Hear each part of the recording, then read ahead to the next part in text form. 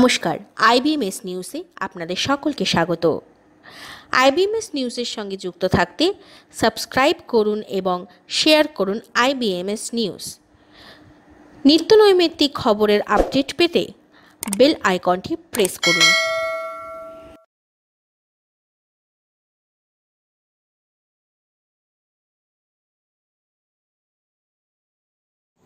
नमस्कार, मैं doctor Arun Kumar. Covid ने कमजोर की कुपोषण की जंग। भारत एक साथ 3 मोर्चों पर जंग लड़ रहा है। कोविड-19 जिसके संक्रमण कम होने के कोई संकेत अभी नहीं दिखते, भारी बेरोजगारी के साथ तबाह अर्थव्यवस्था और भारत और चीन के बीच दशकों बाद भीषण हिंसक सीमा संघर्ष जिसने हमारे 20 बहादुर सैनिकों की जान ले ली। इस परिदृश्य में भारत के बच्चों का क्या होगा, जो हमारा भविष्य है। उनमें से सबसे कमजोर की दुर्दशा की सूद कौन ले रहा है, और यह हमारे विमर्श का प्रमुख मुद्दा क्यों नहीं है। हमारे देश में बच्चों की आबादी 47 करोड़ है, जो दुनिया की सबसे ज्यादा है। हमारे देश में दुनिया की कुछ सबसे भूखे और कुपोषित बच्चे रहते हैं। यूनिसेफ द्वारा प्रकाशित state of the world children 2019 के अनुसार भारत में 5 वर्ष तक के बच्चों में 69% मौतों के कारण कुपोषण है। कोविड-19 ने लाखों गरीब बच्चों की हालत और बदतर बना दी है। तालाबंदी के दौरान स्कूल बंद होने से सरकारी स्कूलों में जाने वाले बच्चों को अब मुफ्त गर्म पका हुआ मध्याह्न का भोजन नहीं मिल रहा है, जो उन्हें हर दिन मिलता था।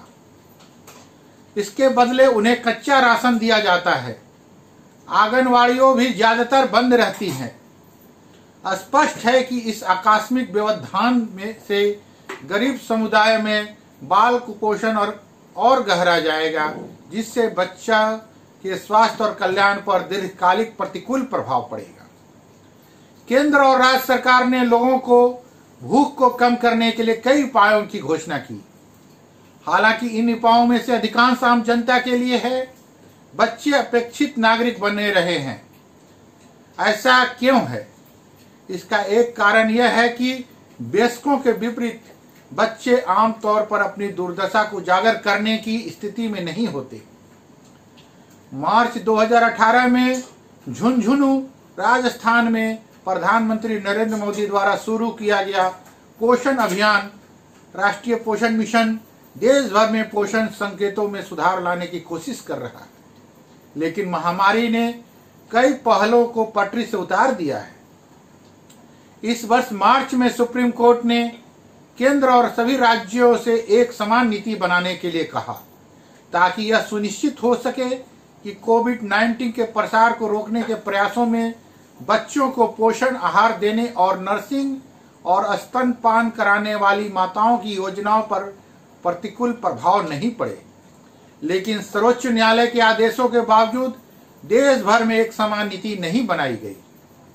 केरल, जिनकी मध्याह्न भोजन योजना देश में सबसे सफल योजनाओं में से एक है, आंशिक रूप से अपनी दीर्घकालीन कल्याणकारी नीतियों के कारण उन बच्चों को मध्याह्न भोजन वितरित कर रहा है जिनके स्कूल कोविड-19 के कारण बंद हो गए हैं। देश के कुछ गरीब राज्य भी ईमानदारी से इस दिशा में प्रयास कर रहे हैं। झारखंड के कई हिस्सों में स्कूल ने यह सुनिश्चित कर रहे हैं कि गरीब बच्चे भूखे ना रहें। शिक्षक बच्चों के घर पर राशन पहुंचा रहे हैं। छत्तीसगढ़ में स्कूलों के बंद होने के बाद राज्य सरकार ने कार्य दिवस के 40 दिनों के लिए कच्चा राशन उपलब्ध करवाया और गर्मी की छुट्टी के 45 दिनों के लिए अतिरिक्त चावल, दाल, सोया चंक्स, अचार, तेल और नमक उपलब्ध कराया। एक बेहद चिंताजनक मुद्दा तालाबंदी के दौरान पोषण पुनर्वास केंद्रों का बंद होना है। ये केंद्र सबसे गंभीर कुपोषित बच्चों का ख्याल रखते हैं। राइट टू फूड अभियान से जुड़े कार्यकर्ताओं और अन्य लोग विकास निगरानी और टीकाकरण सेवाओं को फिर से शुरू करने की आवश्यकता पर जोर दे रहे हैं, जिसमें उन कुपोषित बच्चों का पता लगाना भी शामिल है जो गंभीर रूप से कुपोषण पीड़ित हैं। वे कहते हैं कि सरकार को गंभीर रूप से कुपोषित बच्चों का अतिरिक्त भोजन और ऊर्जा से भरपूर पोषण और पूरक पोषण मध्याह्न भोजन बच्चों, गर्भवती महिलाओं और स्तनपान कराने वाली माताओं और किशोरियों को उपलब्ध कराना चाहिए। हाल ही में जारी यूनिसेफ की एक वस्तुस्थिति की रिपोर्ट बताती है कि छत्तीसगढ़ में पोषण पुनर्वास केंद्रों से छुट्टी पाने वाले बच्चों का टेलीफोन के जरिए लगातार हालचाल पूछा जाता है। महाराष्ट्र में सहायक नर्स मिडवाइफ 3 साल से कम उम्र के बच्चों, गर्भवती महिलाओं और स्तनपान कराने वाली माताओं के साथ व्हाट्सएप ग्रुपों के माध्यम से संपर्क में रहती है, ताकि घर पर संपर्क करने के कारण संपर्क से बचा जा सके। कार्यकर्ताओं का आग्रह है कि वायरस के प्रसार को रोकने के लिए पर्याप्त सुरक्षा प्रोटोकॉल के साथ महत्वपूर्ण विकास निगरानी, टीकाकरण, पका हुआ भोजन और भोजन संबंधी परामर्श सेवाएं प्रदान करने के लिए सरकार तुरंत महामारी के दौरान समेकित बाल विकास कार्यक्रम को एक आवश्यक सेवा के रूप में मान्यता दें और फिर से आंगनवाड़ी केंद्रों को शुरू करें और कोविड महामारी के कारण स्कूल बंद होने के दौरान मध्याह्न भोजन योजना के जरिए प्रत्येक बच्चे को गर्म पका हुआ भोजन प्रदान करें, ताकि यह सुनिश्चित हो सके कि गरीब बच्चों को प्रतिदिन कम से कम एक बार पूरा भोजन मिले और कुपोषण और ना बढ़े। लेकिन क्या सरकारें इस दिशा में आगे कदम बढ़ाएंगे? इसका इंतजार हमें रहेगा। धन्यवाद। आपका अपना डॉक्टर अरुण कुमार।